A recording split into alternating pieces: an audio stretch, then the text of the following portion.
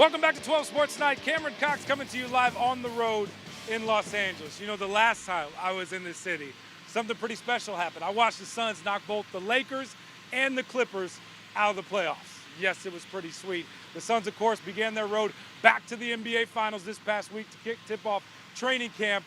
Or as Monty Williams puts it, this is our heart, and everything we want is on the other side of it. In tonight's Sunday Conversation, we are one-on-one with Suns head coach Monty Williams. He is all about family, so it's only fitting this conversation starts talking about his.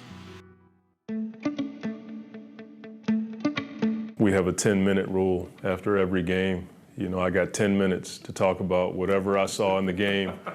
And be upset, anything like this went right. I can lose it, I can pat him on the back, you know, but I got 10 minutes. Yeah.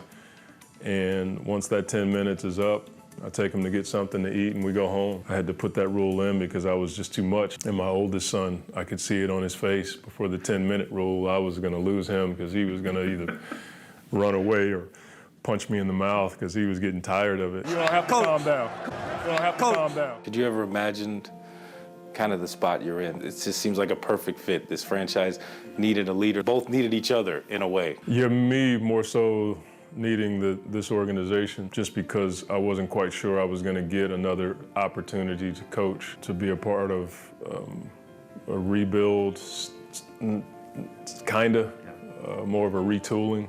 When you have a guy like Book, you don't rebuild. You just kind of put people around him, and then to have DeAndre sitting right there, ready to blossom, to do it with James, to be in a position to be a part of helping people view Robert the way that he needs to be viewed. I take that seriously. I've needed the organization in this city more than it needs me. Coach, you mentioned it took you a little while to kind of get over the loss of the finals. I think it kind of took the city a little while. It was, you know, I often think about it, Coach. There was so much fun to go through. Yeah. I mean, it was so cool to look out, see the people, the energy, because like those are moments that people are connected with forever. The fan base here has wanted a team to rally around and support and root for. You gave them that. Well, I hope that we have given them that. Now that some of the restrictions have lifted, you get to go out a little bit more, and you know, even though you have a mask on, people can kind of see, you know, that I think that's the coach, you know, and those are cool moments when you're out in the public and an older person will walk up to you, or you're at church and the older person will talk about what it means to have a team that they're proud of. Moving forward to this year, I mean, how are you different? I think when you go through the deep hurt, whether it's basketball, life in general, it expands your capacity to grow. I'm hopeful that happened for me and our team. It's probably helped me to let my guard down a little bit more, because when you go that far, you realize it's really not about you. It's about everybody around you that allows for you to be the best version of yourself. In a way, I mean, you have your own book of sayings now. Congratulations, by the way. What's this year? It's nothing I choreograph, you know what I mean? It comes from in here, right? I hope so. I ask God to help me with the words that I say because they're important. And I don't want my words to be a detriment to anybody. It's something that I pray about, that I'd say the right thing at the right time for the right person. But we are going to preach excellence this year.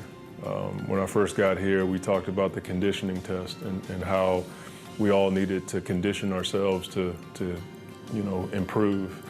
And then last year it was relentless, and this year it's going to be excellence. The ability to do common things uncommonly well for long periods of time. When we flew back from Game 6, every player that I talked to, they just kept talking about the details. The book came to the back of the plane where the coaches were, and he was just, you know, he had that look on his face. It was like mine. You know, we got so close, we were so tired. And, you know, I asked him, I said, "Young Buck, what'd you learn?" And I think he said verbatim, he said, "The details, coach."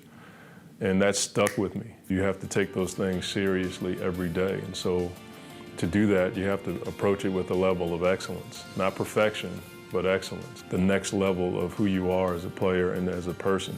And you know, that's my goal this year, is to try to help us get to that next level.